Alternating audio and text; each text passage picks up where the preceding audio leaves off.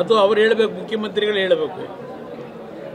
ನನ್ನ ಸರ್ಕಾರದಲ್ಲಿ ಹಣದ ಕೊರತೆ ಇದೆ, ನಾನು ಕೊಡ್ಲಿಕ್ಕೆ ಸಾಧ್ಯ ಇಲ್ಲ ಅಂತ ಹೇಳಬೇಕು. ನಾನು ನಿಮ್ಗೆ ಒಂದು ಉದಾಹರಣೆ ಕೊಡ್ತೀನಿ.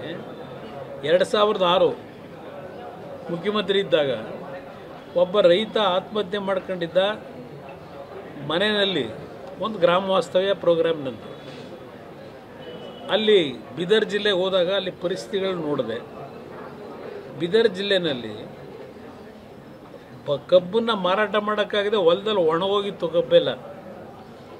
ಆ ಪರಿಸ್ಥಿತಿ ನೋಡಿ ನಾನು ಘೋಷಣೆ ಮಾಡಿದೆ, ಪ್ರತಿ ಹೆಕ್ಟರ್ಗೆ 25,000 ರೂಪಾಯಿನ ರೈತನಿಗೆ ಸಹಾಯಧನನ ನಾವು ಸರ್ಕಾರದಿಂದಲೇ ಕೊಡ್ತೀವಿ, ಕಬ್ಬು ಯಾರು ಕಾರ್ಖಾನೆಯಲ್ಲಿ ಮಾರಾಟ ಮಾಡೋಕ್ಕಾಗಿಲ್ಲ ಅಂತಕ್ಕಂಥ ತೀರ್ಮಾನ ಮಾಡಿ ಅವತ್ತಿನ ಕಾಲದಲ್ಲಿ 248 ಕೋಟಿನೇನೋ ಬಿಡುಗಡೆ ಮಾಡಿಸ್ತೀವಿ.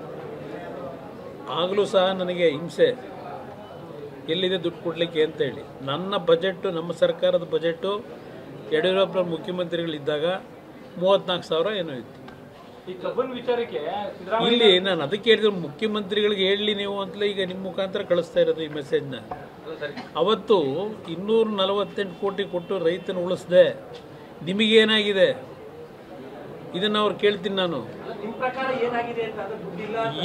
ಇಲ್ಲಿ ದುಡ್ಡು ಇದೆಯೋ ಇಲ್ಲವೋ, ಯಾವ್ಯಾವುದಕ್ಕೋ ಇವತ್ತು ಅದೆಂಥದ್ದು ಗ್ಯಾರಂಟಿ ಸ್ಕೀಮ್ನ ಉಸ್ತುವಾರಿ ನೋಡ್ಕೊಳ್ಳಿಕ್ಕೆ ಅಂತೇಳಿ ಕ್ಯಾಬಿನೆಟ್ ರ್ಯಾಂಕ್ ಕೊಟ್ಕೊಂಡು ಅವ್ರನ್ನ ಪ್ರತಿ ಜಿಲ್ಲೆನಲ್ಲಿ ತಾಲೂಕು ಕೇಂದ್ರದಲ್ಲಿ ಎಲ್ಲ ಮಾಡ್ಕೊಂಡು ಕೂತಿದ್ದೀರಿ.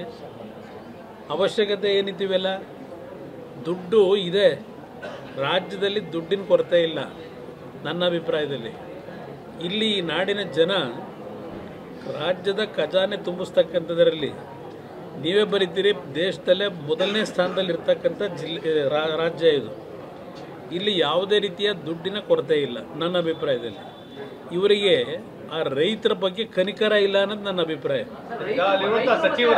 ಸಚಿವರು ಕಾರ್ಖಾನೆ ಮಾಲೀಕರಿರಲ್ಲ, ಅವರ ಒತ್ತಡಕ್ಕೆ ಏನಾದ್ರು ಮಣಿತಾ ಇರಬಹುದು.